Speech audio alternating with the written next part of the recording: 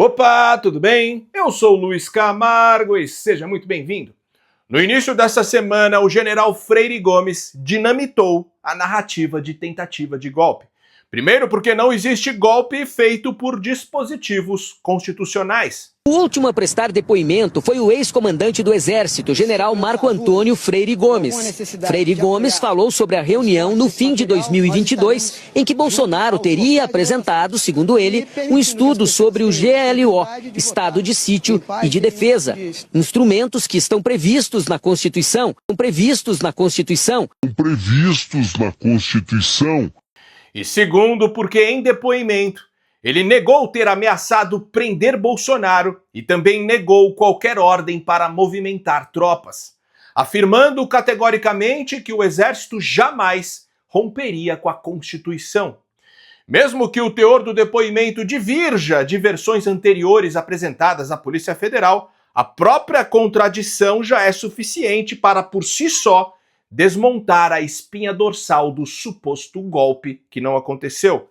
Isso porque, pela lógica jurídica brasileira, in dúbio pro réu. Na dúvida, decide-se a favor do réu. Não que detalhes técnicos ou mesmo a letra fria da lei sejam impeditivos para Moraes colocar Bolsonaro atrás das grades. Ainda assim, prender ilegalmente jornalistas ou manifestantes é uma coisa. Agora, mandar para a cadeia sem provas o presidente mais popular da história recente é um passo bem mais alto, com muitas consequências a serem avaliadas. Não por acaso, no dia seguinte, Moraes já não estava falando coisa com coisa. Tentar contra a democracia, contra o Estado de Direito, praticar golpe de Estado, não existe tentativa. Se a execução se iniciou e o golpe de Estado não se consumou, o crime é consumado. Porque se o golpe de Estado se consumar, não há crime a ser analisado. Não sei você, mas me lembrou a Dilma. E nesta quarta-feira, o secretário de Estado dos Estados Unidos, Marco Rubio, afirmou categoricamente que o governo Donald Trump avalia sanções contra o ministro Alexandre de Moraes, que a questão está sob revisão e pode ser aplicada a qualquer momento. Trata-se da Global Magnitsky Human Rights Accountability Act, que tem o propósito de responsabilizar com sanções econômicas e restrições diplomáticas indivíduos e entidades estrangeiras que tenham praticado corrupção significativa ou graves violações de direitos humanos, onde quer que estejam. O fato é que durante sua campanha, Donald Trump prometeu enfrentar a censura global, e no radar internacional, o ditador da cabeça de ovo se tornou o alvo perfeito. No vídeo de hoje, vamos mergulhar nos desdobramentos explosivos das declarações de Marco Rubio, como elas ecoaram dentro da Suprema Corte e na imprensa, e, sobretudo, o que realmente está sendo articulado nos bastidores da Casa Branca contra Moraes e a ditadura que ele impôs em nosso país.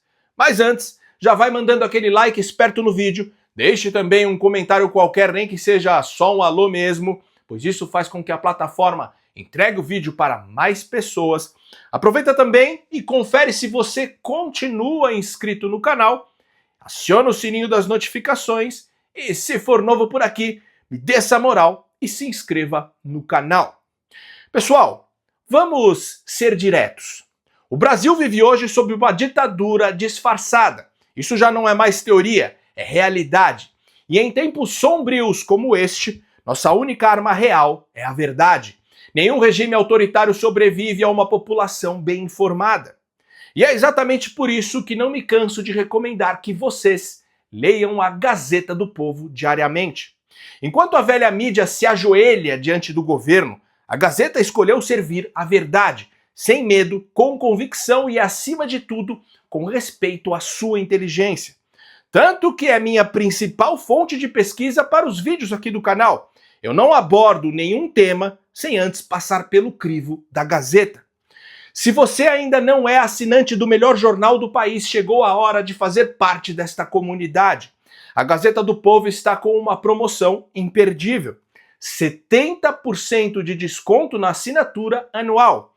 Isso mesmo, por apenas R$ 8,25 por mês, você tem acesso completo ao conteúdo do jornal, seja no site ou no app. Além disso, você vai acompanhar as colunas afiadas de gente como o Alexandre Garcia, Lacombe, Cristina Grêmio, J.R. Guzzo, Nicolas Ferreira e muitos outros nomes que não têm medo de dizer o que precisa ser dito. Para isso, basta acessar gazetadopovo.com.br/Luiz Camargo. Gente, a promoção não é para o primeiro mês de assinatura ou os 3 primeiros meses, mas sim por um ano que você vai pagar somente R$ 8,25 por mês para se manter informado, obter conhecimento e não correr o risco de ser manipulado pelo regime. Então nem espere terminar o vídeo, já dê um pause aí agora e acesse gazetadopovo.com.br/Luiz Camargo. É muito importante colocar o /Luiz Camargo. Ou, se você preferir, basta apontar a câmera do seu celular para este QR Code que está aparecendo na tela. Lembrando que você pode cancelar a assinatura quando quiser, de modo rápido, simples e sem burocracia. Mas eu duvido que você vá querer sair depois de perceber a diferença que faz estar do lado da verdade. Recado dado, então vamos lá. As possíveis sanções contra Alexandre de Moraes já entraram no radar mais sensível da máquina de Estado americana. E o processo está longe de ser protocolar. A tramitação está nas mãos do Departamento de Estado, sob a liderança de Marco Rubio, que mesmo durante o governo Biden já havia pedido a cabeça do ministro brasileiro e foi convenientemente ignorado por razões óbvias. Afinal, era o governo Biden. Mas agora o cenário mudou. O Conselho de Segurança Nacional, hoje comandado pelo coronel Mike Waltz, notório crítico da China e de governos que orbitam sua influência, como o do Brasil, também está diretamente envolvido no caso. E o envolvimento de Waltz eleva o debate de uma crise institucional brasileira para um problema geopolítico de primeira ordem. Como uma eventual sanção implicaria no congelamento de ativos e bloqueio de acesso ao sistema financeiro internacional, o Departamento do Tesouro dos Estados Unidos também foi acionado. E para garantir respaldo jurídico, o próprio White House Counsel, braço legal da presidência americana, entrou na análise. Em outras palavras, 4 dos órgãos mais estratégicos do governo Trump estão, neste momento, avaliando qual será o destino de Alexandre de Moraes. E quando o cerco se fecha nesse nível, não se trata mais de retórica política, trata-se de consequências reais.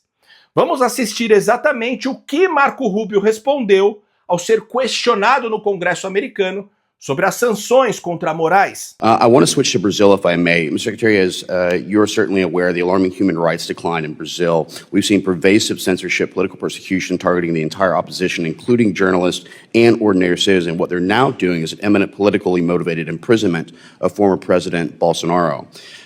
This crackdown is extended beyond Brazil's borders, impacting individuals on U.S. soil. The 2023 Financial Times article actually talked about this. What do you intend to do, and would you be looking at Supreme Court justice sanctioning of Alexandre de Moraes under the Global Magnitsky Act? That is under review right now, and it's a great possibility that will happen. Thank you so much, Mr. Secretary. With that, I yield back. Segundo documentos que circulam no Departamento de Estado dos Estados Unidos, as sanções também poderão atingir outros ministros da primeira turma do STF que votaram juntamente com Moraes, bem como juízes auxiliares, o PGR, Paulo Gonet e delegados da Polícia Federal que municiaram as decisões do ministro. Inclusive, as medidas podem se estender às famílias de todos os sancionados. E veja bem, quando falamos de sanções americanas, não estamos falando apenas de carimbos negados no passaporte. Estamos falando de algo muito mais profundo, a chamada morte financeira. Sob a lei Magnitsky, qualquer indivíduo considerado cúmplice de graves violações de direitos humanos pode ter seus bens congelados, contas bancárias bloqueadas e ser banido do sistema financeiro global. Isso mesmo, global, pois neste caso bancos, empresas ou instituições que ousarem manter vínculo com os sancionados também são punidas. É um efeito dominó silencioso, mas devastador, e é justamente aí que o jogo começa a ficar interessante. Bom, em novembro do ano passado, a militante travestida de jornalista da Folha de São Paulo, Mônica Bergamo, publicou uma manchete debochada, abre aspas. Ministros do STF fazem piada sobre quem terá visto para os Estados Unidos cancelado por Donald Trump, fecha aspas.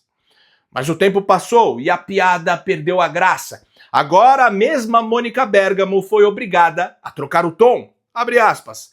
Sanções de Trump a Moraes é inadmissível e gerará solidariedade, dizem ministros do STF, fecha aspas. Parece que desta vez a turma togada perdeu o clima para piadinhas. Gilmar Mendes foi o primeiro a reagir nas redes sociais e, em tom de ofendido, disparou que não se pode admitir que agentes estrangeiros cerceiem o exercício da jurisdição doméstica na tutela de garantias constitucionais. O ministro só esqueceu de mencionar que o tal agente estrangeiro está reagindo justamente porque, sob a batuta de Moraes, as garantias constitucionais dos brasileiros estão sendo trituradas diariamente pelo STF. A verdade é que o tribunal que deveria proteger a Constituição virou sua maior ameaça.